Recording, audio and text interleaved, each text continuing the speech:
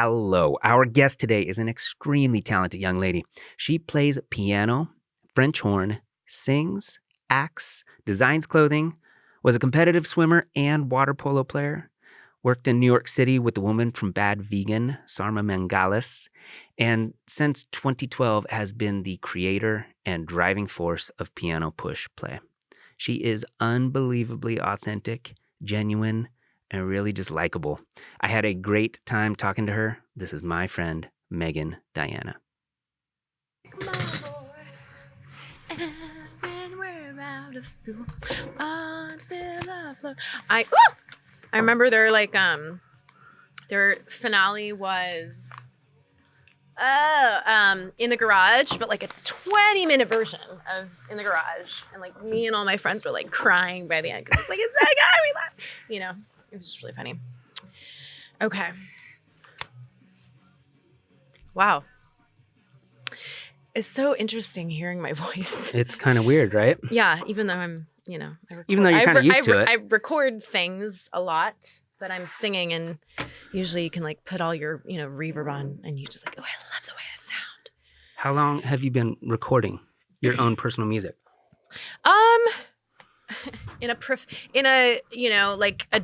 Not adult, but like more professional a sense, I would say like a decade. I was just talking about this because I played a show last night, and I was talking about the fact I'm playing a show tomorrow with my full band, but then also talking about the kickoff that we're having at the end of the month for Piano Push Play, and how it's a whole decade of doing that. And at the same time I was starting that is when I was starting to write music for the first time, because I had grown up playing piano and being like a classical pianist and French horn player and, singing in the choirs and all that stuff. But I hadn't ever written songs as myself until I was in my mid-20s.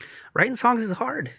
Yeah. It's very difficult. Yeah. And I think I finally went through some things that gave me some real things to write about. And I had gone away from music. I had gone to New York. I was working in food and fashion and all these other interests I had. So I didn't touch a piano. I didn't sing for 5 years in my 20s because I had grown up.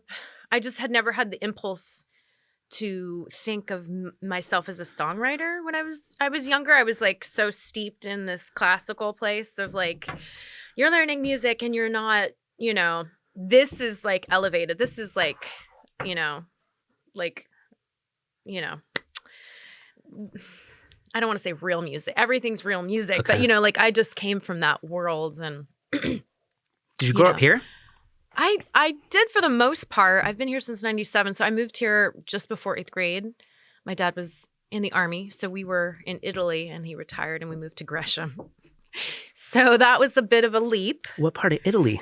Upper northern Italy, in this little town called Vicenza, which is 30 minutes outside of Venice. Yeah. Yeah, it's gorgeous. I've been there. Oh, yeah. There's a big army base there. It's wow. 2 hours from the Swiss border. And, we lived in this beautiful little town, Camisano, in the farm country. And we would, go on to base every day for school. And my mom was a theater director on base. There's a community theater. There's a whole single soldiers center for families and people to do things. It's a big part of the community is having activities and things to keep morale up and all that stuff. But that's how I got into music in the first place. My mom was always in a theater doing musicals, and I wanted to be in them.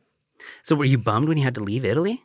Yeah, we were hoping we had already been there for almost 4 years, and we were hoping we could stay. But if your family's no longer in the services, then you have to to pay to go to school. It's $10,000 a kid or something to go to a DoD school, and we hadn't. I guess we just could have stayed and but it's just yeah. I have a buddy who had his whole family in. Outside of Munich, Germany, and they They were there for a year or two maybe, and his kids went to a German school and they were learning German. They were becoming fluent, and so they were multi-language. And then the Army's like, no, you got to go. And now he lives in Raleigh, North Carolina. Yeah, I mean, we did know some people that had been there since their kids were little, and they decided instead of going to the on-base military school, like actually let's get them, totally fluent in this other culture and this other language, and let's just have them go to this Italian school. But we just didn't do that. And, my parents had always kind of followed the job. And so my dad got a job here, and we... In Gresham, you said? I live in Gresham. 298th and Powell. So like the end of Gresham, he was the Oregon Military Museum Director for 5 years, which is why we moved here, which is out in Damascus. Can't wait to come. Yeah, so it was kind of always following his passions. So when did you start playing piano?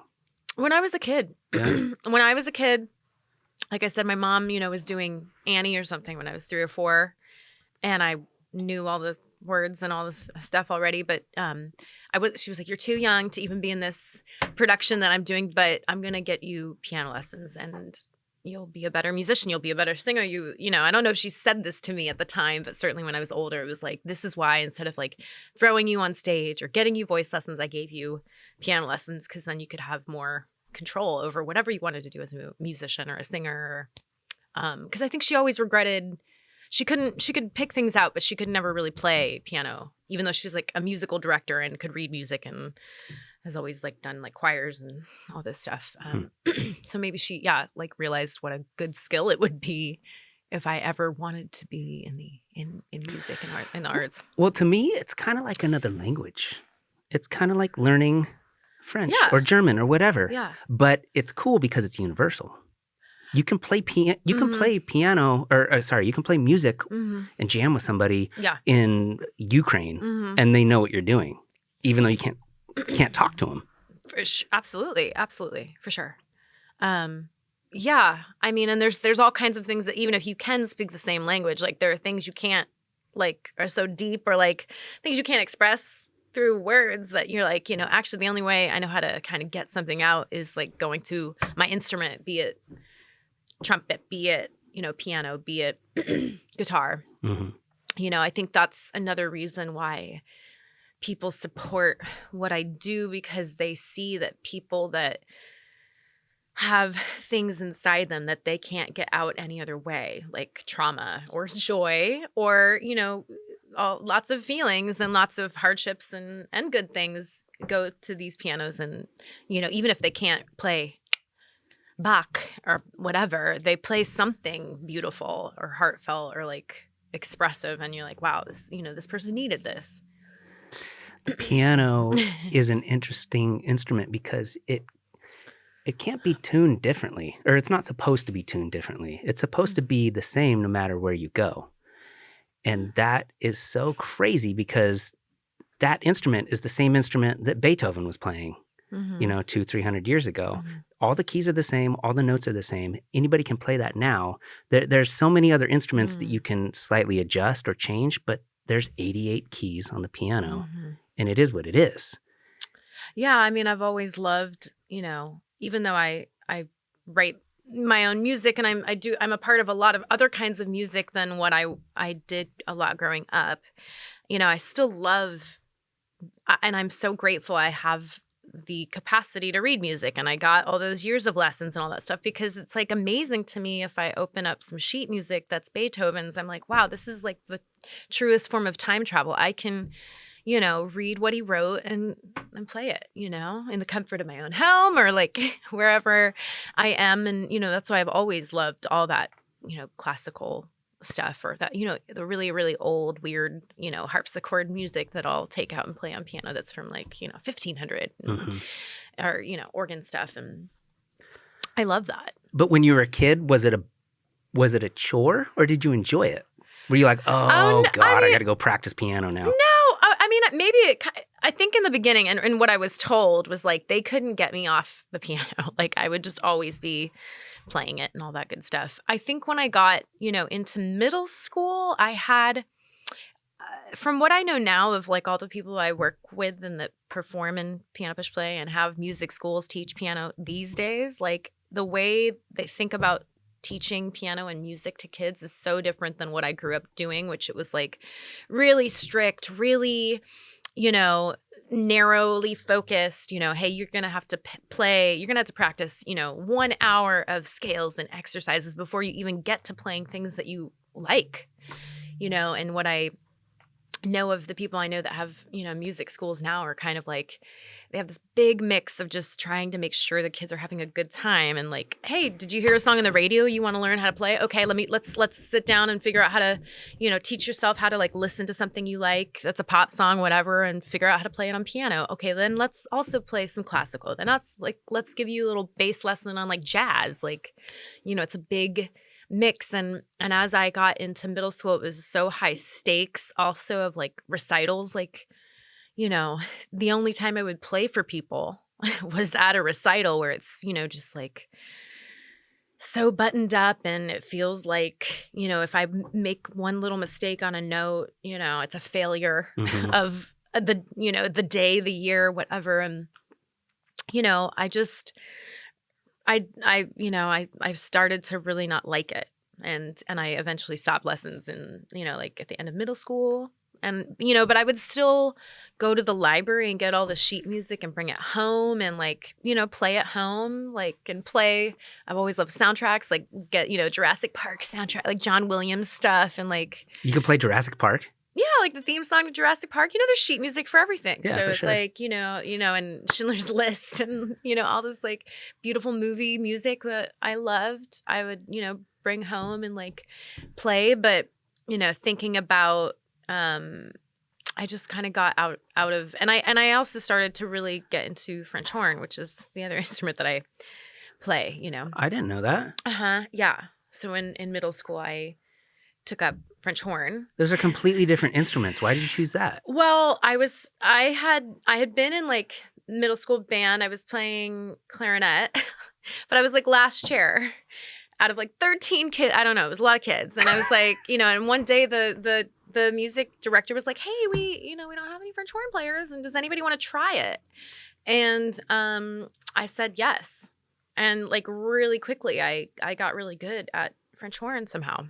I do think later in life now, like the reason I always was a great singer, like I could sing really loud, I could sing really long. I had, like same with French horn. I could always, I had the breath control and the lung capacity. I was always a competitive swimmer my whole life as well. So, the lungs, I had to do all of these things, and also I think I was good at French horn because I had a decade of ear training, to be able to recognize. Okay, wait a minute. You're just notes and stuff. You're just throwing in little like I'm a competitive swimmer. Like what? What else is going on? I don't know. We were. You had to do a lot in my family. You had to like do a lot of sports, performing arts, take lessons. How could you become very good at piano and French horn, but you're also swimming? That's a lot. When I was a kid, I'm so grateful to my parents, but like, I was in like tap, ballet, jazz. I was on the swim team. I was also taking piano lessons. Like they gave me, every lesson I asked for, because I wanted to be a part of everything. You were into it and you wanted to do it. Yeah, for sure. But I think a lot of family, I don't understand how they could afford it now, that I'm thinking of like, life. I think life was different in the 80s, in the early 90s for a two-parent family home that both parents always worked. So honestly, it's probably like partly, they needed their kids to be in activities for the full workday, right? Right? So, but we were always, me and my two brothers, we were always doing, we were all on swim teams and, my brothers got into karate and all this other stuff. Blah, blah, blah. My older brother's a drummer. My younger brother's a bass player. Nice. So that's impressive. we were always doing lots. Yeah. Yeah. So you quit taking lessons for classical piano because you didn't like the recitals. You got into French horn Mm-hmm. because clarinet wasn't working out. And Mm-hmm. you continued playing piano at home and everything, but you were also doing French horn. Yeah, yeah. So I would go to, and I would, in high school, was really doing lots of horn lessons. When I got into college, I was a French horn performance major. I was not a pianist. So I studied French horn and music, theory and all that good stuff for the first year I was in college. Which one do you like more? I love them both. And I love being able to have such insight into these very different instruments. The French horn is pretty special because not many people play it. There's something special. I do my own music, of course. And then there's a lot of my recording work more so happens with French horn stuff because in town, there's not too many French horn players in town. And also, I occasionally perform with a friend where I just sing backup and I play French horn. And it's so, it's actually like a really beautiful thing to be able to just be, supporting somebody else's music and being like a true, like, I'm just, I'm a player. I'm a musician serving somebody else's work on occasion with my French horn. There's French horn all over my work too, my recorded songs and all that stuff. But you'll play both parts. Yeah. Yeah. Not at the same time. I haven't figured that out yet. Not that like good. Keyboard and French horn and singing, but not yet. So when did you start singing?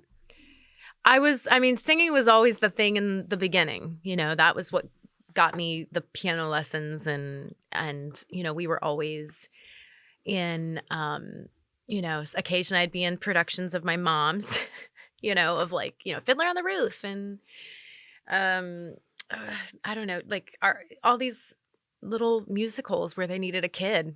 I'd be in those singing in the background. When I got into high school, I was like in choir. I was when we moved to Portland, I was in the Portland Symphonic Girl Choir, which is this like fancy, my dad always called it Ching Ching Choir because it was always like, we need more money. We need more money for new, uniforms and this and that. But it was like this 100 girl, like classical, it's like the top 10, one of the top 10 like kids choirs in the US. But, this like very formal, old school, classical choir thing. I was into music. I always wanted to be doing something musical. I just, it was like, when you're young, that's how I think parents kind of try and help you find what you want to do. Oh, she wants to sing. Okay, let's find a choir that she could join or like audition for or something. And oh, she wants to sing. Like, I kind of have some insight. Maybe I'll give piano lessons and all that good stuff. Mm-hmm. But in high school it was like, again, like being in the musical, being in the jazz choir, being in the regular choir, like being in band. Like I was doing all those things. That's just so like... many activities with 3 kids. I have 3 kids and they all play soccer at the same time. And that's a lot in itself. I can't imagine doing multiple instruments and multiple sports and everything simultaneously. Yeah. And they both had full-time jobs. Yes. Yeah. My parents both always worked. They had 3 kids under 5. Wow. At some point, my mom, she's kind of stopped doing it. But in my 20s, when I would say something about like, oh my God, like life is like so much, my mom would be like, when I was your age, I had 3 kids, a full-time job, and I was in master's school. Like she was like intense. Mm-hmm. The apple doesn't fall far from the tree, like in terms of like being driven and like, focused on being productive. Although I'm trying to get away of thinking for my life about like, that, days are only successful if you're like being like, you're just like, crossing everything off your list, instead of just like enjoying it's pretty different easy. paces. It's pretty easy to get in that mode. Yeah. Otherwise you feel like, what did I do today? Yeah. What was the point of today? Yeah. But also the older you get, the more you realize that there's a lot of days you don't get shit done. Yeah, for sure. Yeah. But yeah, it was, I think that's what they wanted. I think they wanted, to I think that's how they viewed giving their kids everything they could. Yeah. Like, if we were interested in something, they were going to find a way to like get us involved in it. And Yeah. that's, a beautiful thing I'm always grateful for. Yeah. Yeah. And I'm still like, I don't know how, I still don't know how they did it. I don't know how they did it, but they did. It sounds like they did a good job.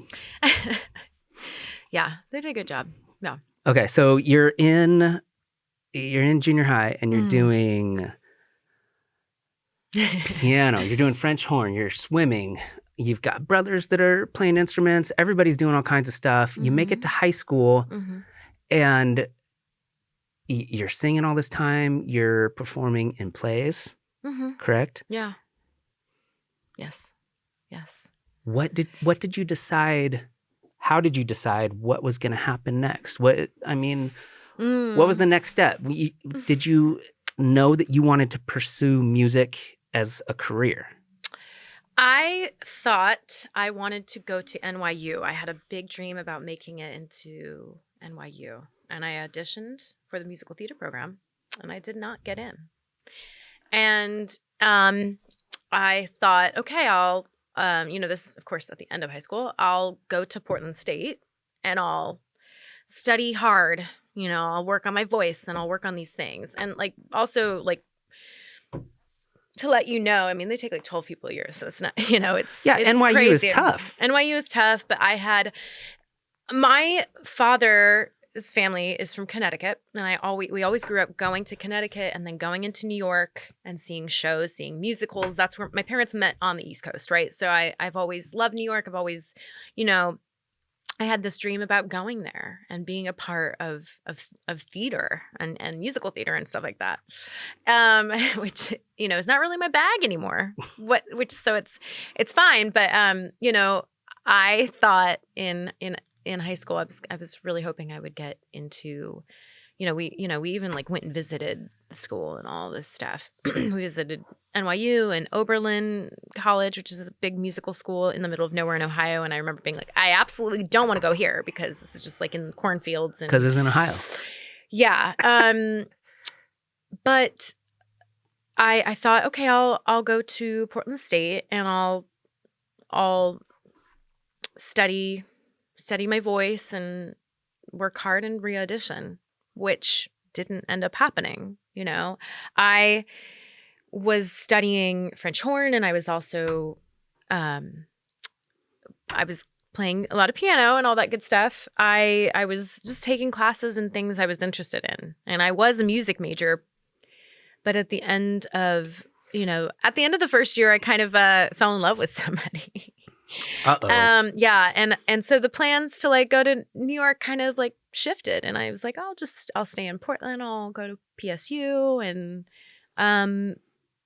this feels really good. And I a couple years into going to school at Portland State, I actually dropped my music major, and I was taking lots of theater. I was just doing lots of stuff that I felt like taking. And honestly, that really did worry my parents because, boys every time. I know. But also, they were like, you're 20. What? You're 20. You're 20. You should know what they were very uncomfortable that I just didn't have a major, which to me now is who the fuck cares? Yeah. And also, I don't think I think you either are, a person that has always known what they want and they can really pursue that. And some people do. A very small amount, I think, sometimes do that. I know a few people that are very self-aware and just have always had one thing they wanted to do and they've pursued it. And then the majority, it's a big, long, meandering path. Things happen and things change and you meet people. Yeah, of course. Yeah, I don't understand. Not that it doesn't happen and not that they haven't figured it out, but I don't understand how anybody could just know exactly what they want to do 100% all the time. And I was a child, because to me, thinking about being a 20-year-old, I view that as still being very much a child. Well, not when you're 20, but when you're older, yeah. Sure. Yeah. Yes. When you're 20, you think you're grown up and everybody should listen to you. Sure. Yeah.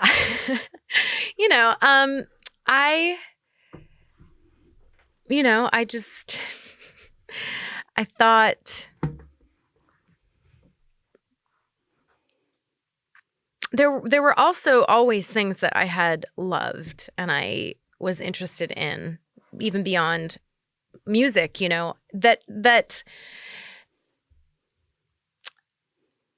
in a lot of ways intersected with thinking about, you know, being in theater or performance, right? Where it's like you're thinking about how to tell stories, you know, not just only as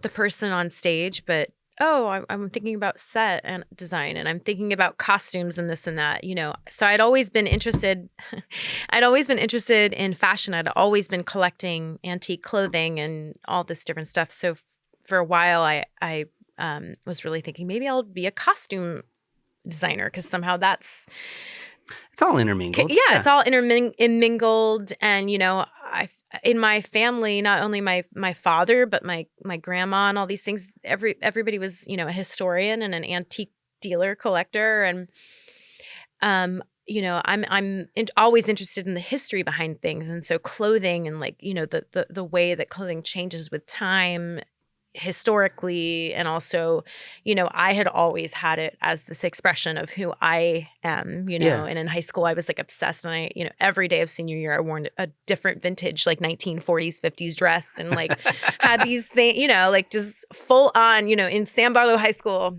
like Cow Pie High, 302nd Lusted Road, I was there every day wearing like this, you know, vintage stuff.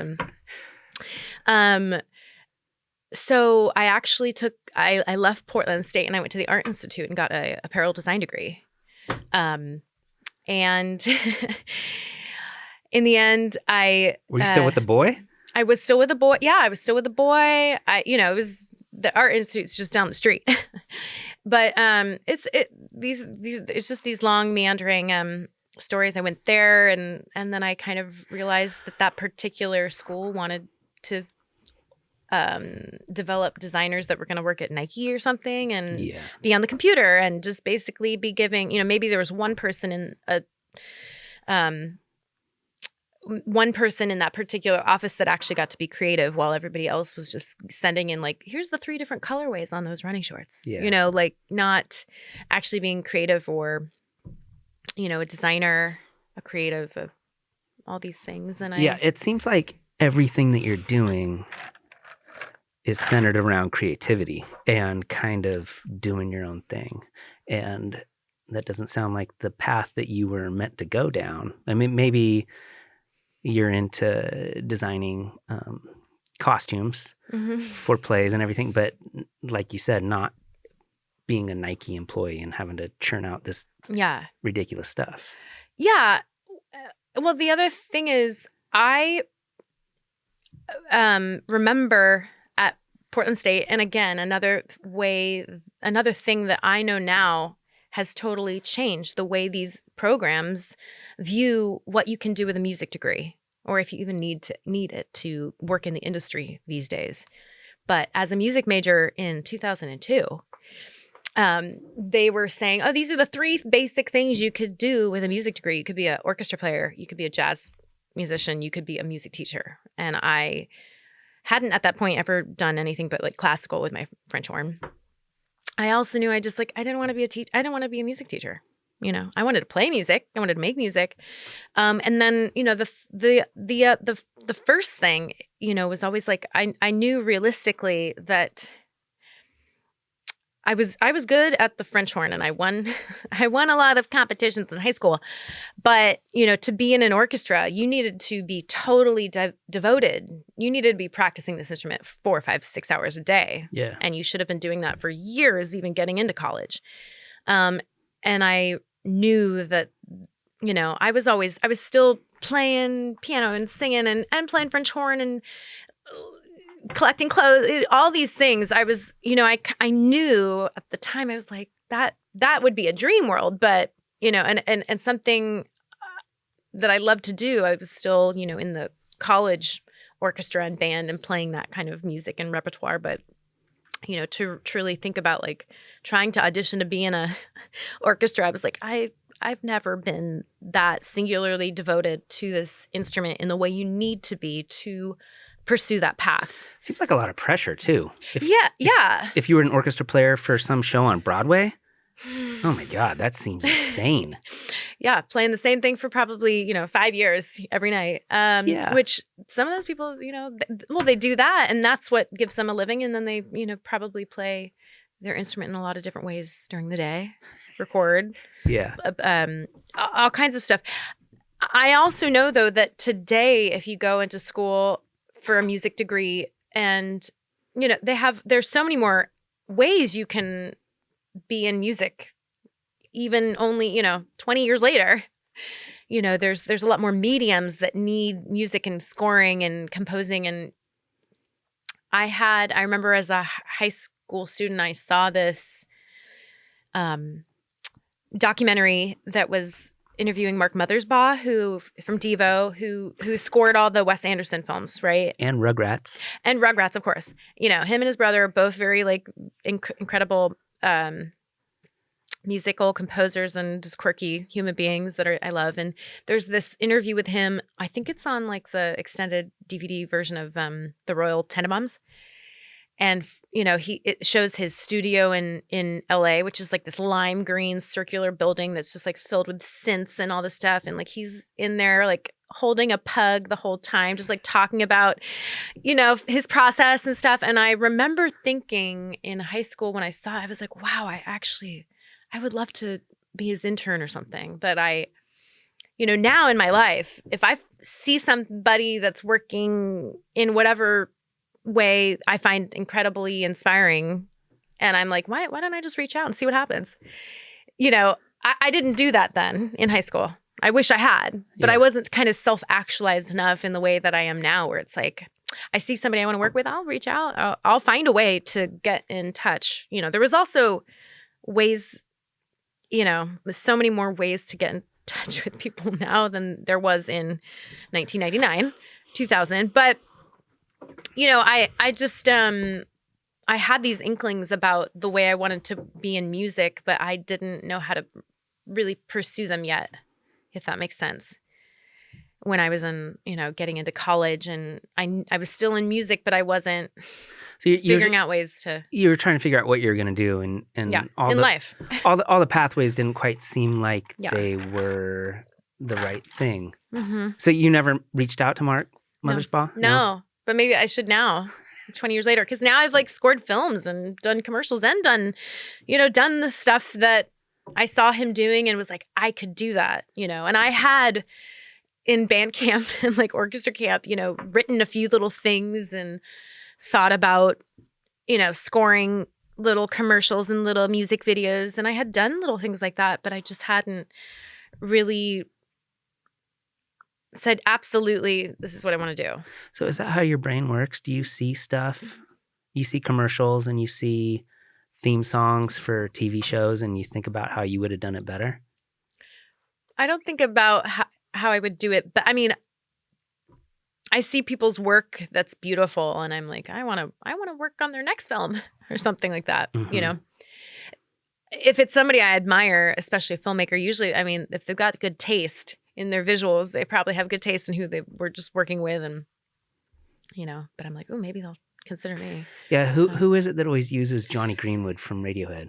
Oh, Paul Thomas Anderson? Yes. Yeah. Yes. And I loved that interview with him on Fresh Air recently where he's talking about, and Mark Maron, he was talking about his growing up and his process and his music teacher when Johnny he was a kid. Greenwood? Mm-hmm. Yeah. Yeah. Who was really instrumental and was like, oh, get out your instruments. Okay, try and make a sound on them that you've never heard before. Play them completely different, not just give me an A. Yeah. Play that violin and I want to hear something I've never heard before. Just really these teachers that make these impacts on people. That's cool. And turn their brain, they flip it, into something new. Well, you kind of have to go that direction because it feels like a lot of stuff has been done. You have to give kids that's the awesome thing about being a kid or anybody under 25 is it seems like that's when your brain is the most willing to try crazy shit. Mm-hmm. because you do stuff for long enough and you just get in a rhythm and you get in a pattern, and then you're kind of afraid to push against it. But kids don't know any better. Yeah. Yeah. They're sponges in a way. They're also, they can be so resilient. And so hopefully nothing bad's happened, so they're just, they're ready to keep just, they're free to express themselves and, try all the things they want. And hopefully, they have support and, access to, kind of a little bit of funds to like help them do the things they want to try. I hope, Yeah. Okay. So let me recap. I know there's been a lot.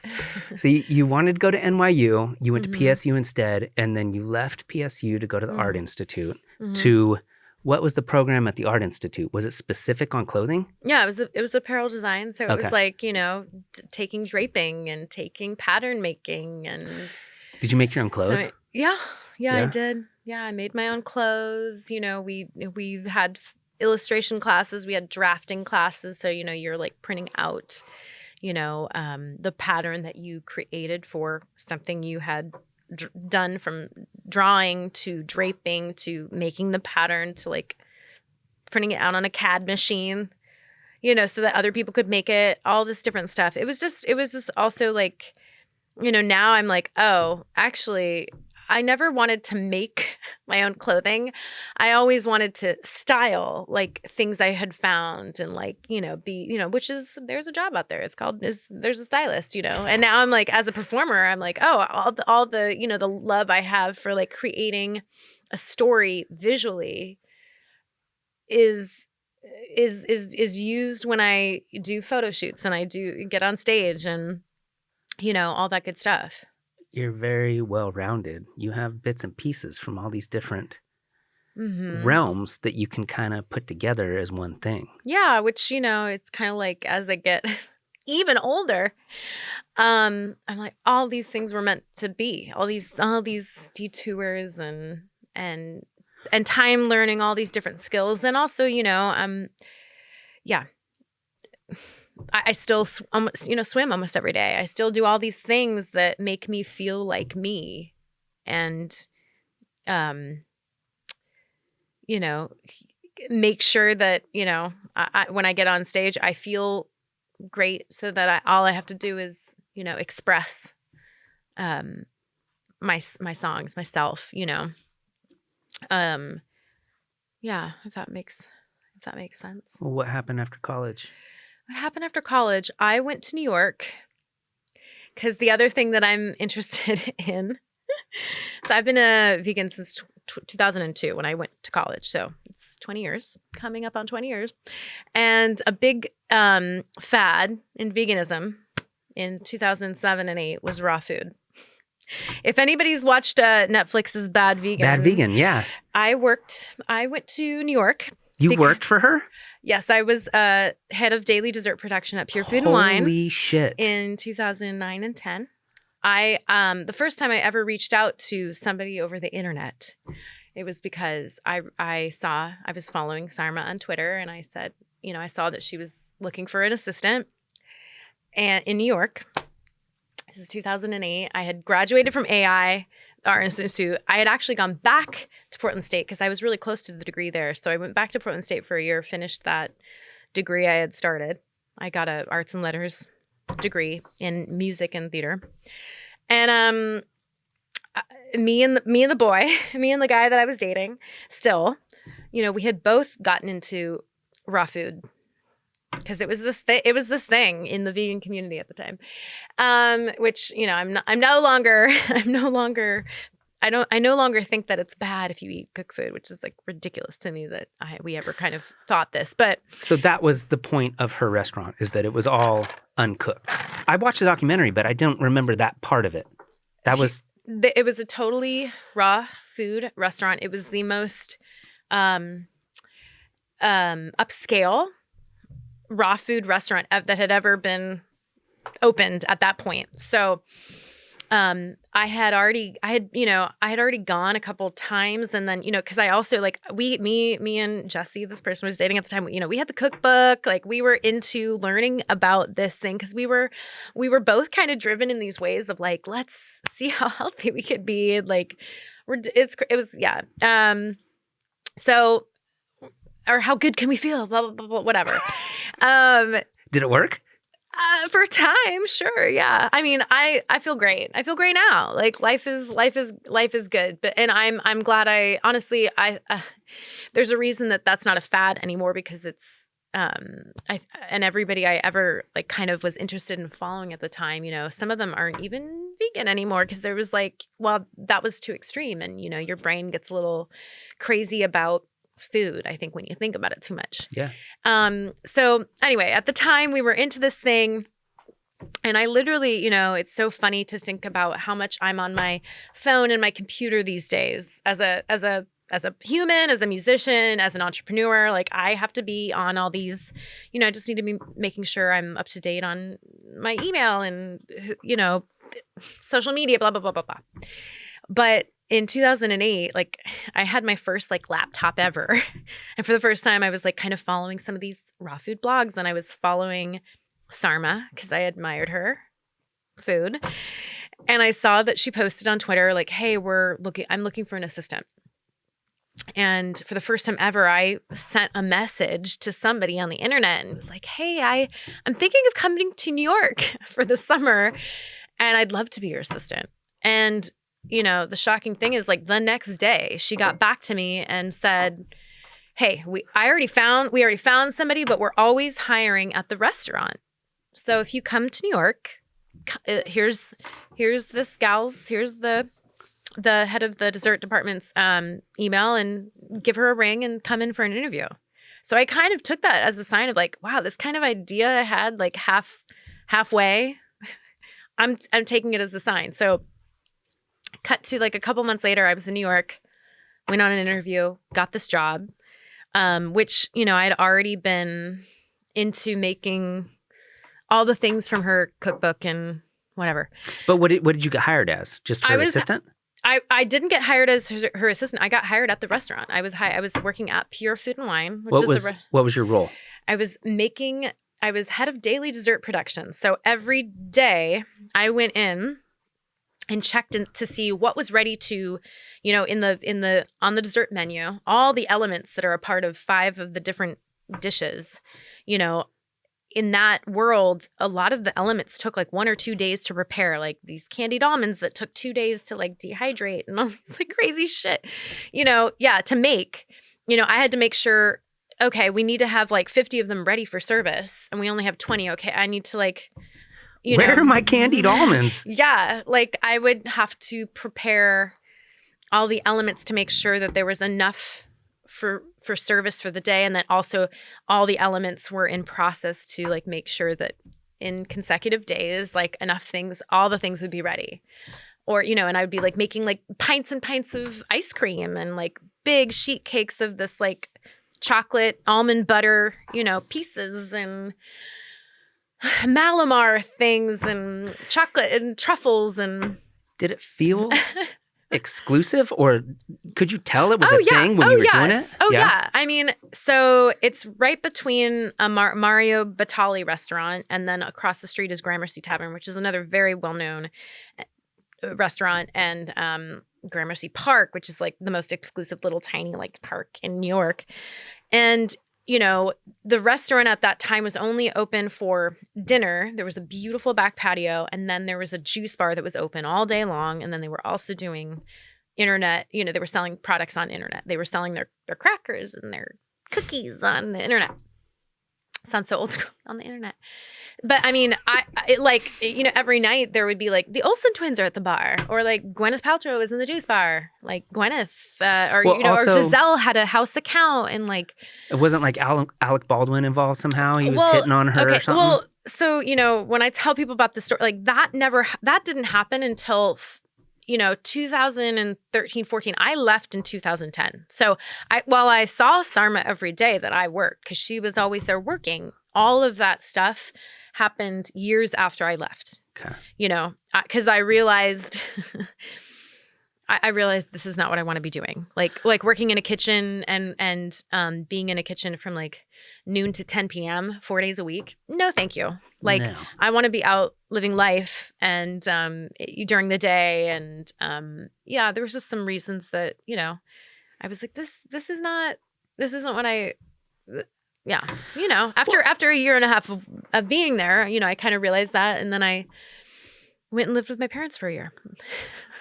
Yeah, I mean, it seems like she was doing all right. It kind of, Mhm. I think it was the dude that kind of Oh yeah, fucking blew the whole thing. absolutely. No, I mean it's crazy, and I look at that and I think of people of it's manipulation and mind control, and it's some crazy abuse and you know, stuff I can't imagine kind of falling for, because at the same time she's a very smart woman. Yeah. And towards the end of that documentary, she says some stuff where you're like, how did you, what? You didn't know that? Like, there's no way, but you know, crazy things happen when you, I don't know. All of that happened. You were not much involved after- with that. Yeah, much after my time, but I did see her every day that I worked for, you know, a year and a half. Well, what was it Yeah. like living in New York City? Did you like it? I liked it. I lived in Jersey City, which is just across, you know, the water. I had an amazing friend that was there who is a full-time musician and, you know, was always gone and on tour. And she was like, you know, you can stay in my place. And I mean, you can live here for free. So, I mean, that's the reason a lot of all of this stuff could happen. That's cool. You know, it was great. Yeah. You know, I was just exploring these things that I wanted to do. Were you playing shows? No, I wasn't doing any music. So, you know, when I left Portland, when I started going to the Art Institute, you know, I kind of stopped doing music, period. You know, there's a whole, from about, I would say 21 to 25, 26, I didn't do any music at all. I didn't play, I didn't sing, I hadn't even written a song, you know, as myself at that point. Why? Because you didn't have an instrument, or just you needed a break, or what? I think I needed a break. And again, it's like all those things of like, I didn't know where music fit in my life in some ways, you know. I thought, you know, I had only grown up being steeped in like, oh, you're playing, you know, you're studying music and you're playing other people's music. But, you know, especially when you're in that classical realm, they're kind of like, oh, those singer-songwriter, blah, like, like, it's not valid. That's not, you know, evolved. Everybody can do that. I mean, sadly, that's kind of how it felt. Even though now I don't see that at all. And I think everything's valid. And it's not like I only listen to like classical music. I mean, I was steeped in like, you know, like my older brother is like classic rock, like, you know, Led Zeppelin, like Wants to Be John Bonham, like, you know, Bad Company, Foreigner, like all that stuff I loved listening to. And he, you know, again, like he's like, we were listening to Weezer earlier. I mean, I listened to a million other things that weren't classical music. I just never thought to sit down and write a song and think about who Megan is. And like, what does she sound like? So is that what happened when you left New York? So when I moved down to, I went to Virginia and I stayed with my parents for a year.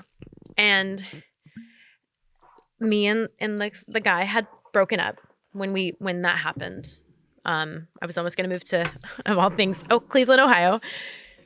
Speaking of Ohio, I literally had sent all my stuff to Ohio. It was all there, and all this stuff happened. But I went down to, my parents live in Virginia now. And while I was there, so I was there almost a year, and I hadn't played my horn. I hadn't done anything in a long time. But when I was there, my mom said to me, if you're going to be here, you know, she was still doing a little bit of community theater but she, you know, my parents go to church and my mom's the choir director. of course. And she was like, well, if you're going to be here, I need your voice because, this is kind of a small town and, there's not, we need your voice. And, you probably should get your horn out because, I'm going to need you to play the French horn sometimes in church. I'm like, okay, and towards the end of that year, my mom was ended up doing a musical at the little community theater and was like, I think there's a part for you, And I literally did all these things I hadn't done since I was in high school. I hadn't been on stage and was a character and all these things. And I was singing again and I brought my horn out and it was just this realization of, wow, this thing that I love to do and this thing that feels like me and this thing that I studied my whole life and I know how to do and this thing that all these people wish they could do. A lot of people wish they could sing. A lot of people wish they could play the piano. A lot of people wish they could play an instrument. I can do all these things because that whole year, all these people are like, wow, your voice is so beautiful. And, just it was this incredible year of this realization of, I really tried all the other things I was interested in. I tried kind of exploring fashion in a certain way, and that didn't feel right, particularly that way. Okay, I was interested in food, and while I love to make, delicious vegetarian meals, which is I'm still, absolutely, all for not eating animals. But, I pursued this other aspect of being in food. That didn't work out. But it was the year that kind of all these things in my life changed and I was living with my parents. And I started doing music again that I was like, I think actually I need to go back to music. Mm-hmm. And at the end of that year, I kind of had this thing of am I going to go back to New York or am I going to go back to Portland? And I ended up going back to Portland. And that was 2010. So in 2010, I moved back to Portland. And I kind of took a little bit of, I had started being like, oh my gosh, I need to start playing the piano again, right? And I took a few classes at Portland State. And I remember I had this amazing teacher who a decade before, I couldn't imagine somebody saying the things that she said to me where it was at the beginning of class, she was like, everybody write one page of what you think you need to do in your practice as a musician. She had a lot of piano players, but also musicians from whatever your instrument is, because she was teaching this technique. It's called Alexander technique. It's all about your spine and your body and how to, you really need to think of your whole body as the instrument, no matter what instrument you're playing, because your hands don't stop here. Mm-hmm. Your arm, your hands are connected to your arm that go all the way back here. And it's kind of studying your body and learning, getting away from a lot of really bad teaching techniques from the last 50, 60 years that told a lot of people, oh, you need to be really rigid and don't express yourself, and all these things. And I remember writing this page of I think I need to get back to practicing my exercises an hour a day, all the things from when I was a kid. And she wrote me back and she was like, you don't need to be doing an hour of practices. Play some scales, but if you play a scale, play it as musically as you possibly can. It shouldn't be this drill. She was more about she's like, if your finger slips and you play the wrong, quote unquote, wrong note, whatever is, that happens. It's, it's this idea of perfectionism and also this rigidity and all the things that I had grown up being taught in my own personal lessons, piano lessons as a kid, when I was going back to Portland State to to study music again. And I was like, maybe I'll finish that music degree, which I never did. I took these few classes and then, I started doing, working some random day jobs. But, a year later is when I was like, I just want to put a piano on that street corner. All those got me to that place. That's when you had the idea? Yes. It took us a while to get there. I know. Oh my gosh. Which is awesome. I didn't want to just start with it, but okay, we're there now. So you decided, you just had an idea someday. You're like, I'm going to put a piano in the corner. Well, so I'd taken a few classes at Portland State when I got back, and then I was like, I don't think I really need to finish this music degree, but wow, has this person opened my eyes? And I didn't have my own piano at the time, and I was sneaking into the practice rooms at Portland State, even when I wasn't a student anymore, because I had figured out, if you just walk into Lincoln Hall and you walk into these rooms, like a lot of the times the practice rooms are just open, and I want to be able to play these instruments. Again, another way that access is really hard if you're not a person that has a lot of money to. You move somewhere else as an adult and you want a piano and it costs so much money to move it just into your apartment, your room, whatever, get it tuned, all those things. So I had started to really play music. I had started to a friend that I knew when I was in college, when I was dating the boy, and a really old friend from high school was dating his first boyfriend. When I moved back to town really shortly, I ran into this dear friend. His name is Peter Condra. And he was always doing like bands and stuff like that back in the day. And, even when I was in college the first time around, we were all kind of friends. Sometimes he'd be like, hey, Jose, who I went to high school with, Jose always said like, you had the most beautiful voice and you can really sing. Like, would you sing with me? Would you come in and like do a cover or something with my band? And back in the day, 2002, 3, 4, I'd always be like, no, it's like, no, not my thing. It's like, again, my mind was not. I'm making vegan food. I'm like, whatever. Yeah. And so I came back to town and I ran into Peter Condra and he was like, hey, I'm so glad you're back. I still have a band. Like, we're going to do this Donna Summer cover night. Would you come in and sing?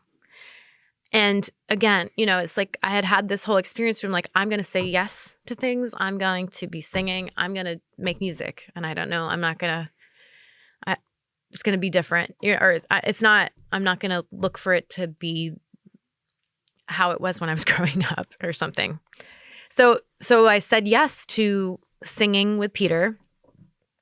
And we played a couple shows, and from that it was like some other friends of his saw me, and other people started to ask me to sing, and then eventually this other friend from high school came to me and was like, "Hey, it seems like you're singing again, and this person I work with at this school, wants a singer in their band. Should I give him your number?" And I said yes. I said yes to that. And so I met up with these guys for a couple months and, tried to write some lyrics to these songs they had. And, I was growing up, I was raised so, like you gotta have a goal. You gotta have like, things you're going to meet and, an end thing that's going to happen. And after a couple months of like kind of singing with these guys in their garage, I was like, hey, maybe if we get a show, then we'll finish these songs that we can't seem to finish. So I go back to my friend Peter and I'm like, hey, you work at that bar that's having music now. Could we play a show there? And he's like, yeah, sure. What's your name? And I was like, I'll find out, and I made up a name and I was like, we're Leo. That's what we're called. And, he's like, okay, well, in 2 months, we have an open night. Like, you play this night. And a couple weeks go by, and, like a month from this show, we were like doing all these practices. A month from this show, this band is like, you know what? One of the people in the band that was like leading it was like, you know what? I thought I wanted to do the band thing again. I'm sorry, I don't like this. And also teaching at school is too much. And so me not wanting to let anybody down, especially people I'd committed to, I was like, hey, okay, that's fine. I am now Leo, and I'm going to write 4 songs, and I'm going to learn 4 covers, and I'm going to be Leo now. And so that's kind of how I started truly being like, I'm writing some songs now. Like, so it was a good thing. So thanks to that guy for quitting. Exactly. Yeah.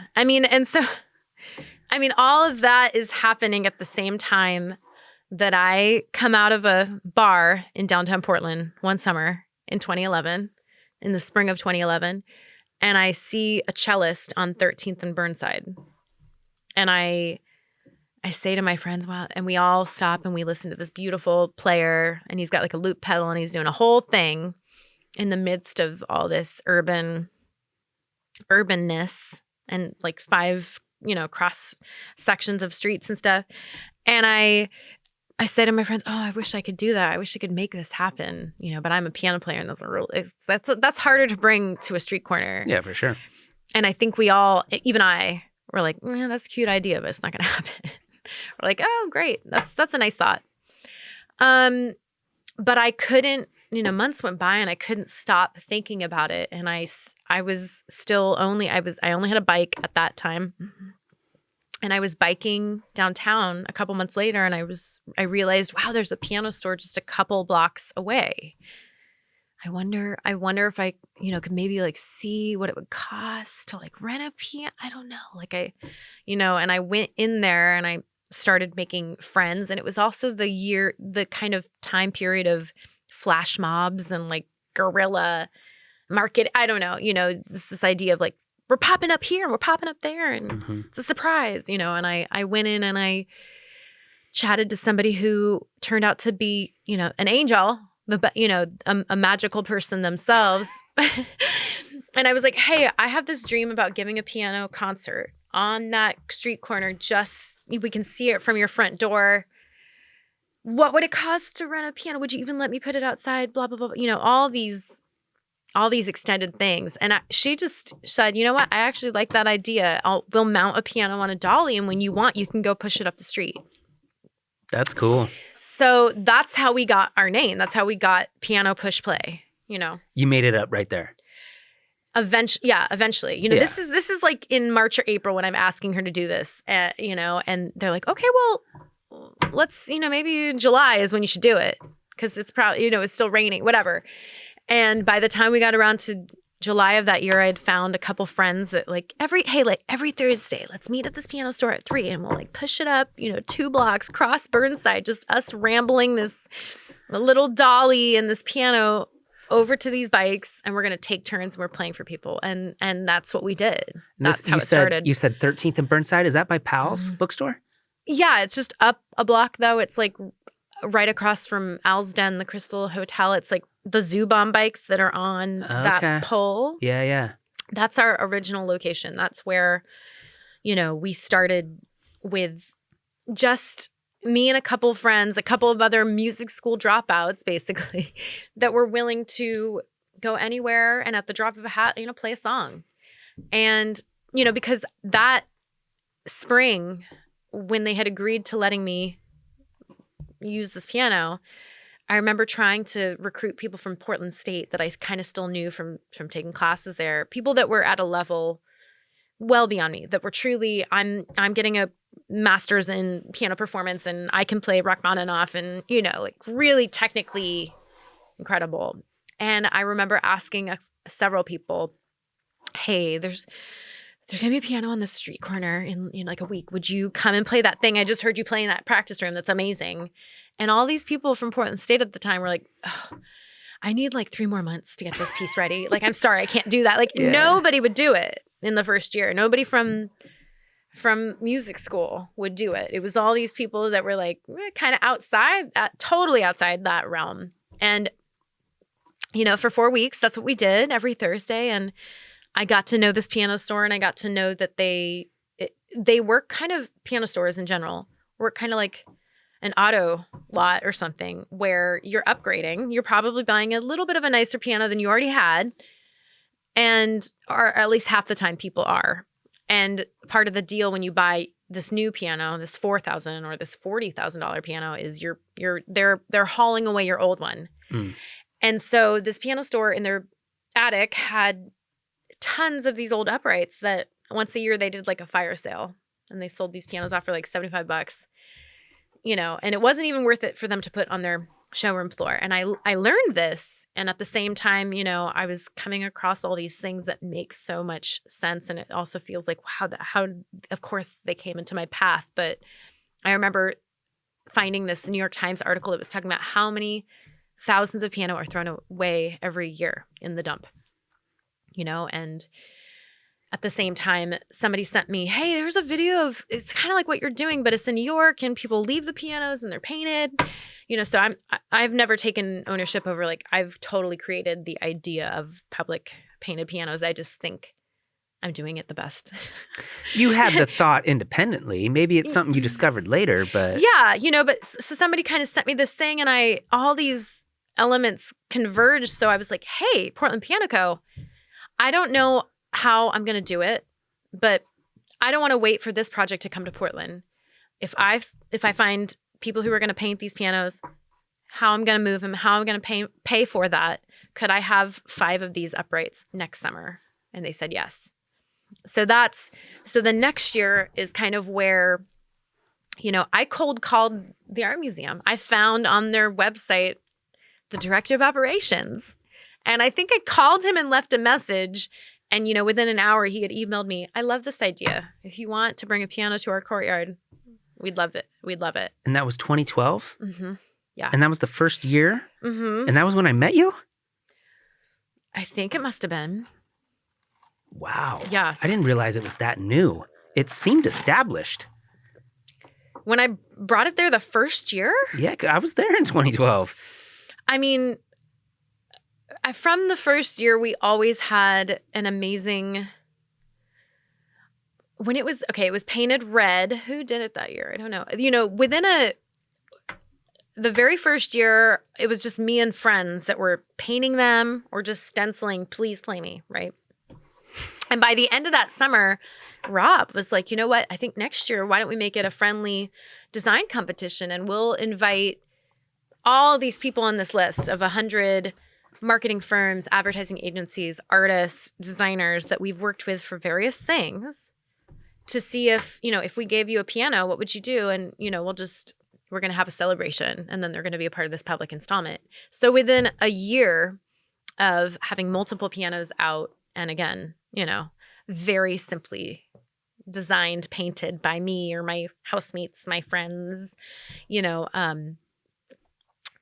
within a year of coming to the art museum, already the next summer we had people like Jennifer Mark, and just incredible people that were on this list of friends to the art museum that said immediately, oh, I'd love to paint a piano and do something amazing to it, So the first one was on 13th and Burnside, and that was the only one for the summer of 2011. Mm-hmm. Then summer 2012 is when you started working with the art museum. How many were there that summer? I think just 5. 5? So for the first... And all of them were in the courtyard there in between the buildings, right? We didn't do that kickoff until, I think... by year 3 is when we said, oh, because I went from one piano, one street corner. And then I think it was 4 the next year. And we had it at the Rose Festival Foundation patio on the waterfront, and one at Saturday Market, one in Pioneer Courthouse Square in a little amphitheater, and then one at the Art Museum courtyard. Mm-hmm. And so starting to work with Rob is when he said, why don't next year we kind of invite a few more people to really design and create these art on these pianos. And I think we just had them paint them and then we put them out. But it wasn't until I think it was 2014 is when we went from 4 to 5 to 10. Okay. That was the free. Yeah. Maybe that's when I met you then. Yeah. Yeah. And we said, oh, well, let's have this kickoff. And, I even commissioned somebody to write a piece for 5 pianos, and we had that performed and, learned all these things about what's actually going to make this concert really easy. Maybe we just play one at the concert. And then I think the first kickoff, we were like, let's have a different performer play a different piano, have all 10 of them played. And it was, let's mic 10 pianos and it was just a lot. So obviously they're painted differently, but they're different models too. So they have different sounds. And you have no control over that. You just take whatever somebody gives you, right? At the time, yes. I was kind of relying on, for the first probably 3 or 4 years, most of all the pianos I was getting donated were coming from Portland Piano Co. And now 10 years later, I am fielding several offers of pianos every day from the public, throughout every time of the year. Because also all these other piano organizations in town that do kind of similar, like there's 3 or 4 different nonprofits in town that find good pianos to give to students that can't afford their own. And so they also field a lot of donations, and they also have very high standards for what they want to give to a student. They want to give like a brand new, almost like Yamaha to kids learning to play piano, blah, blah, blah. And a lot of folks trying to donate pianos, that's not what they're donating. Like a lot of them are donating perfectly fine, working, lovely instruments. Maybe they're not pitch perfect. They're in tune to themselves, so they're not crazy wonky, but they're not like they haven't been absolutely kept care of. Well, yeah, that's the thing about an upright is almost everybody has one that they don't want anymore. Like I lived with this guy 10 or 15 years ago, and he would just get on Craigslist and find them and go pick up. We had 3 uprights in our garage and 2 organs. And I'm like, dude, we're going to have to fucking get rid of those at some point. Like when we move out. What was he going to do with them? We were experimenting and doing a bunch of stuff. So it was cool at the time. But then when we moved out, we had to find somewhere to take all these pianos.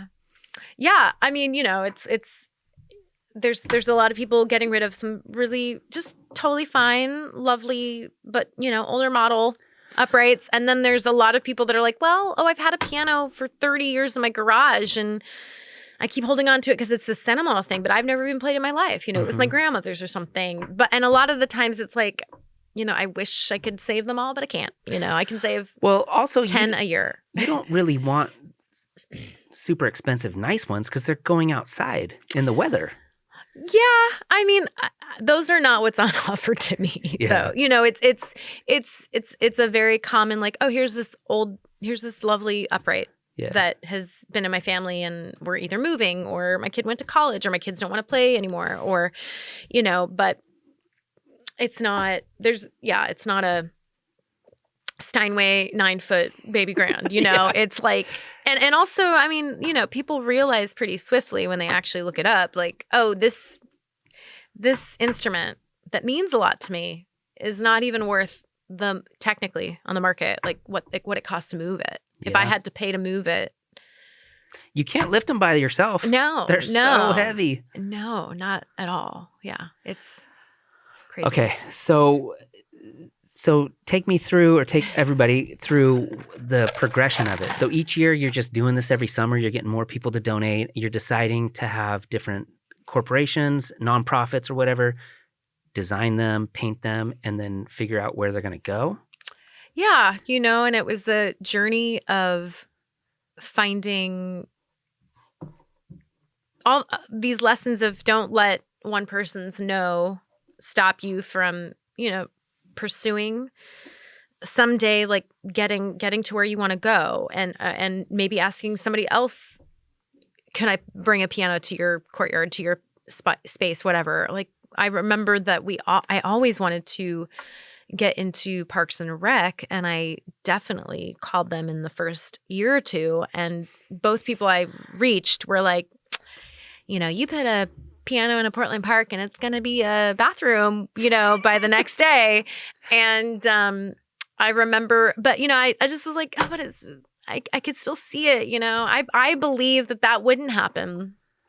And, continuing to tell people that's a place I was hoping to one day bring pianos to, especially when I talked to Rob, was that, he was like, actually, I think I know the right person for you to talk to who would take a chance on this idea that works at Park and that's probably like a little bit further up than all the little underlings you were finding ways to contact. Yeah. And eventually I found somebody who would take a chance on us bringing pianos to some beautiful places. And did anything go wrong?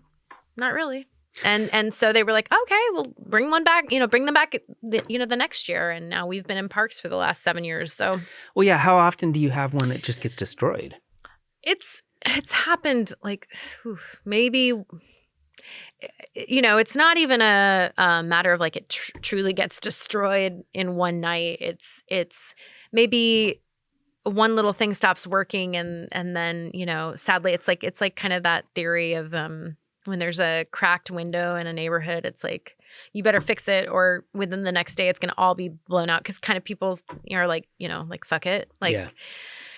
Oh, there's something wrong with it. Well, I'm just going to, like, destroy it. And that's only happened 2 or 3 times in the last decade. That's pretty good. I mean, especially for the amount of like thousands of people that interact with these pianos and treat them completely with respect and take care of them and all that stuff. To have a few moments of, destruction, it's like, well, that's life.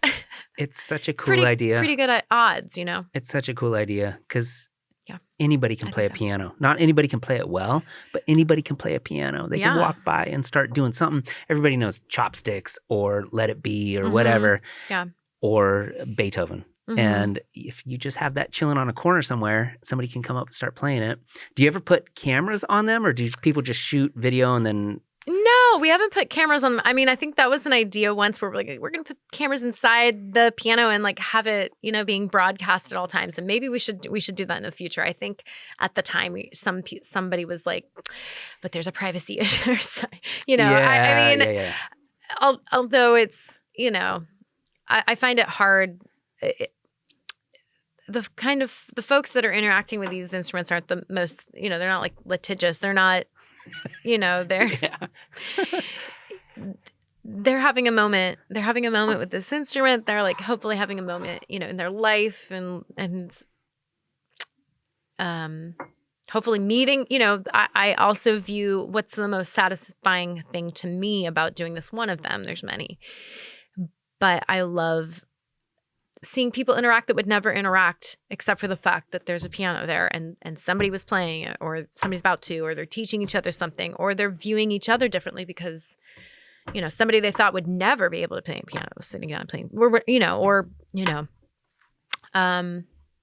So do you ever just, when they're out and about, do you ever just drive around or walk around and go check them out? All the time. Yeah. Because I mean, I'm most of the time I'm still the person that's like, I gotta get the photo for, You're the social media manager as well? I was about to say sadly. Yeah, I have been for many years. Yeah. But I do have a lovely volunteer this year that's gonna like take over. I mean, it's that's the satisfying thing is sitting across from one, or like hiding in a corner and just like watching for a while and seeing what happens. Like that still is the beautiful thing to me. Mm-hmm. It's just still like why I do this thing that is a lot of work. But it's mine. I thought of it, I run it, it's still mine. And I wouldn't be working on anything else except for that. I wouldn't rather be working for anybody else. I want to be working for my idea. Yeah. No, it's very cool. It's very cool. And the company I work for, we just did TEDxPortland. Oh. And they had a Blazers themed one. We made that, yes. It made me think of you. And then I was... We made that. So how many are there this year? Well, that was a surprise. That was a gift to the Blazers from me and TEDx, because me and TEDx partnered up this year. Mm-hmm. So, we brought all 10 pianos. They were made early so they could go to the event. Unfortunately, it was raining, and so they were all under a tent outside. Yeah, they were all in tents. They weren't as like spread out and open. And I was only inside, so Yeah. I only saw the one that was inside. You're Okay. saying there were 9 others outside? That one's an extra one. There were 10 outside, and then the Blazers piano that we made was just an extra one that we're giving to the Moda Center and to Nice. the Rose Garden Nice. folks and all that good stuff. Well, then I was going through your website. Did you speak at TEDx? I did in 2019. It was kind of a little bit of a very short speech about how we started and why I do what I do. And then I sang a song of my own. I talked about how Piano Push Play started and what it means to me.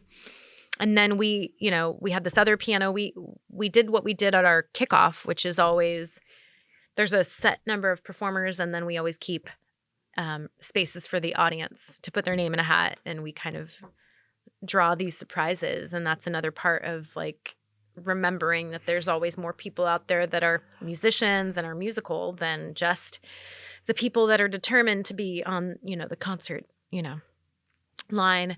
And, so we had an audience member come up and perform an amazing piece of Gershwin.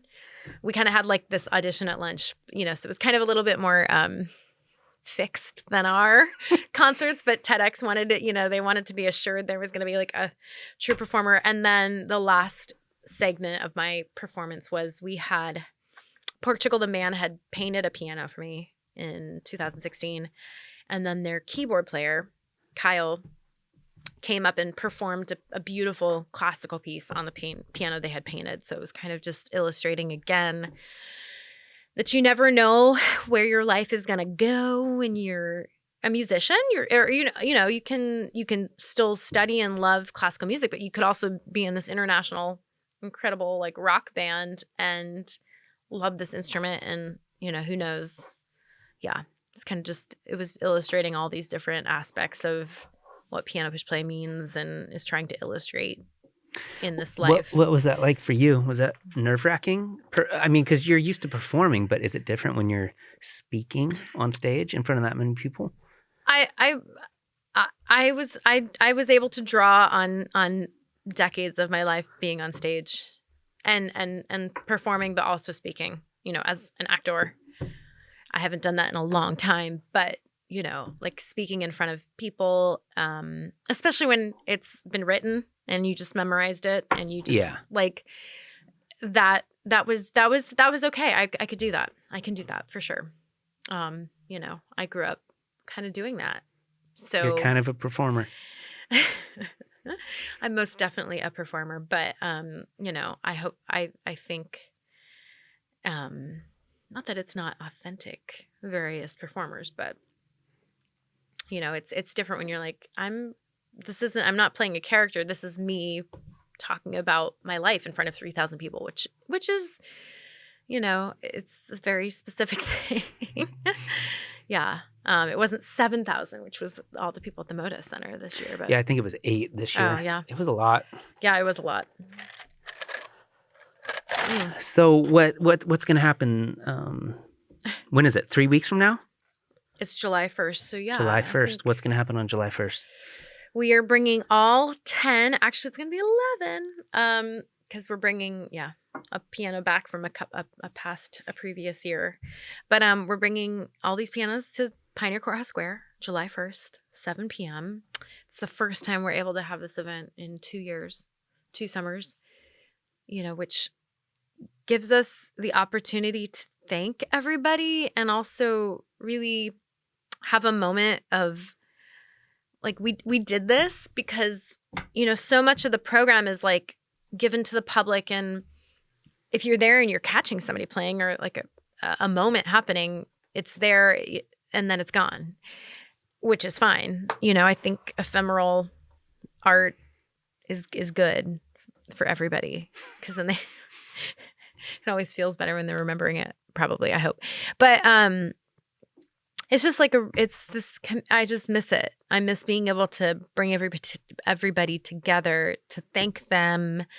And I've learned I'm going to be telling this story of how it started and what it means forever, because just as many people that I, if they ask me kind of like what I do or something in the course of my day, of my year, and I'll be like, oh, do you, have you ever seen a piano on the street? And a lot of them are like, oh, yes, of course. I'm like, well, that's me. I put that there. It's this thing called piano push play and da-da-da-da-da.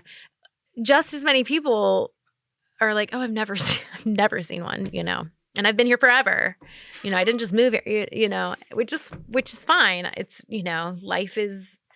the city is big and people are living their lives and sometimes they're not looking up or sometimes they're just not in, the places where we have pianos and, but they want to know. Mm-hmm. But, at the kickoff is a really beautiful place to tell that origin story and, say this is why we're called what we are called, if it, now you can visualize it and thank the artists and also just have these beautiful moments with people that love music and love the piano. Are you going to go to other cities? I don't know. I mean, I have been approached by some friends that live in other cities and are kind of like curious to see, would I be okay with them starting it or me consulting or all these things? And Do you have it an just hasn't. LLC? Mm-mm. No? Should I? You should probably do that. Not like trying to turn it into a profit venture, but Yeah. it's your thing. Yeah. Yeah. Yeah, we'll see. I will, Cody. It's okay. You're looking at me like, do it. No, I just think it's so cool, and I think I mean, do whatever you want with it, but I think it's so cool, and like if you can turn it into a nationwide thing or a worldwide thing in another 10 years, that's insane. Yeah. Because look at what you've done in the last 10 years. Yeah. Yeah, it would need to feel right. You know, in the first several years of doing this, there were a lot of people. I mean, it was also a slightly different era in Portland where there was like a lot of tech folks and all these things. And I had some friends that are in the investment world or all these different things. And, you know, a few of them were like, you need to become, you know, the Angie's List of pianos, and you need to like be this thing that's doing, you know, or, you know, some people giving me advice of, okay, you need to figure out how you're going to go nationwide and this and that. And to be honest, I wouldn't mind, you know, maybe having a few other cities that I helped coordinate, or, you know, we're in agreement about, you know, if you're going to use my model, all this, you know, that this is kind of, an off branch of Piano Push Play Portland to Piano Push Play Tucson or some various other places. But I also like the scale it's at for me and for Portland and for my mind and my brain and all these things, because also I think it's really important that I'm not just like a big nonprofit and this is what I'm doing, and I am trying to make it nationwide. Like, I think the reason it's so unique and so deep is because I am a musician as well. Like I know I know the power of what this means to people. I'm not just trying to make money. Yeah. Yeah, people can see that. They can tell that it's special to you, and it translates differently than if you were just selling sneakers or something. Yeah. Or like, that this is becoming really commercial, and you know, the pianos have more business names than, you know, just please play me on them, you know. Intel piano. Yeah. I think that's really important.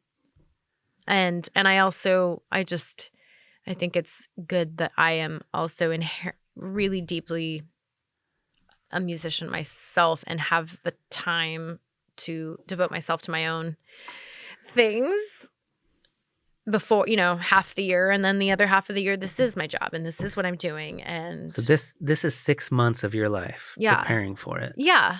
I say that this is my job. This is my full-time job, 6 months a year. And the other half of the year is me being a musician and touring and writing for other, you know, visuals and being artist in residence and recording and all that stuff. I mean, I'm still doing all that stuff even while I'm doing Piano Push Play right now, right? I'm doing all these. Do you still make clothes? I don't, but I get to enjoy translating my music and who Megan Diana is and what the sound is into a visual story, you know, by how I go on stage and what, you know, what visuals look like for me and my music if I'm there, you know. So it's kind of like I get to be a stylist. I'm a stylist for me and my band, and, you know, get to take lots of photos and get over, you know, my hiccup of like not wanting to show my face, and which I for a long time I was like, no, I don't want to have to, you know, have my face be up there as the front person.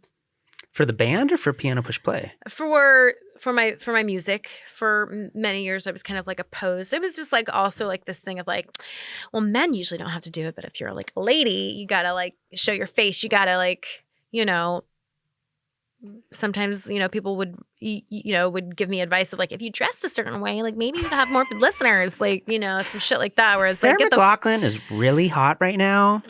She wears dresses. Maybe you should. Yeah. So, you know, but. Do you have a lot of industry people like telling you what you should be doing? Not anymore. No.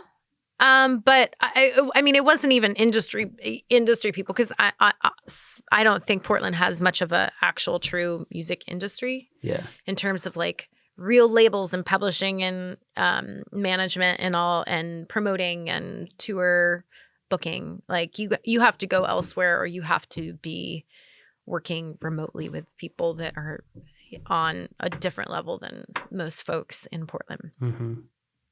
So what would happen?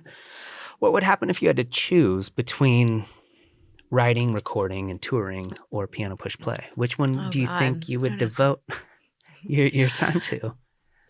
I mean, to be honest, I'm going to be doing both as long as I possibly can.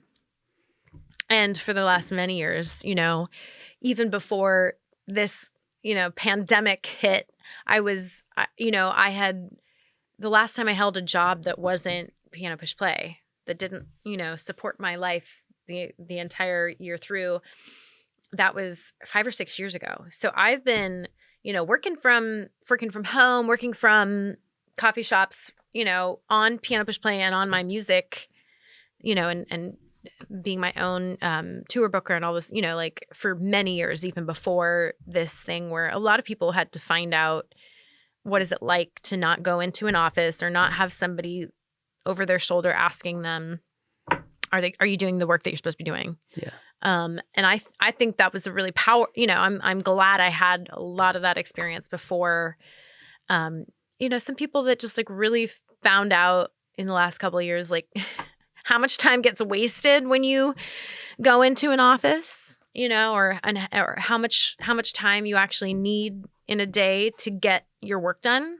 You know, I find it's like, you know, if I can have a couple solid hours to make sure everything's functioning for Piano Push Play and, you know, working on, you know, all the things I'm doing outside of that, I have all this other, you know, that's enough. Mm-hmm. Mm-hmm. And, yeah. What is it like for you trying to write a song? Do you sit down and try to write, or do you just kind of let it happen?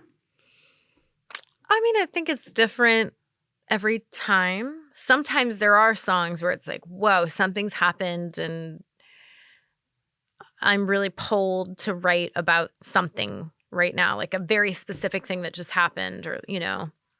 And then other times, you know, it's just through, you know, you know, every day, especially in a season like now where every week I have a show or two with my band or solo or all these things. And, you know, I'm making sure that a couple times outside of those shows, I'm, you know, just running through the songs and making sure this muscle that's my voice, like, you know, is there and working. And through being at the piano or the Wurlitzer or all, you know, the instruments that I have, you know, a couple, you know, I'll be rehearsing all the stuff I already know, but then, like, you know, some other little like riff will come to me, and, you know, over time you have all these little things saved, and you know, you're kind of like, oh, I want to write something to that little chord structure, that chord progression, or that, you know, I'll record something and, you know, lay a drum track on it, and then, you know, go to my room and start vocalizing, and through vocalizing words will come out, and, you know, there'll be a fully formed sentence, and then you're trying to like make that make sense. Sometimes it's a big jumble and it's a big puzzle, and then sometimes it's a very intentional, like, okay, like I got to write out this heartbreak or this like realization, and you know, it's every song is different, I would say. You know, sometimes it's just like you're trying to write a jam, and you know, and then other times it's just, it's a bit more intentional songwriting. Yeah, I feel like a lot of times it's when it's good, you don't know it's happening. It just kind of happens. You're like, whoa, where did that come from? Yeah, I definitely have some songs. I mean, when I did the show last night, there's one song that is one of the first songs I wrote in that year of like, you know, 2011, 12, when I was really starting to write songs and really starting to play out for the first time. And those made it onto this little EP that I haven't ever shared. And then, you know, 5 years later, I truly like kind of had really recorded and really arranged, and, you know, they sound completely different than how I performed them back in the day on a piano, so sad and slow. And then nowadays it's like they're on like a Wurlitzer and there's like funky, you know, and it's still the song I wrote, but it's just evolved, as have I, and as have my conception of how I want to produce my work and arrange it and what my sound is, which I feel like over the last decade, I'm like, okay, now I know what that is and how I work and all that good stuff. But yeah. It's a constant battle. It's a constant battle. Or evolution. Or evolution. Either way. Whatever you want. Either way. Yeah. Okay. Well, I think that's a good spot. I appreciate you coming down here and talking to me. That was awesome. Thank you. That was rambling. It was great. It was great.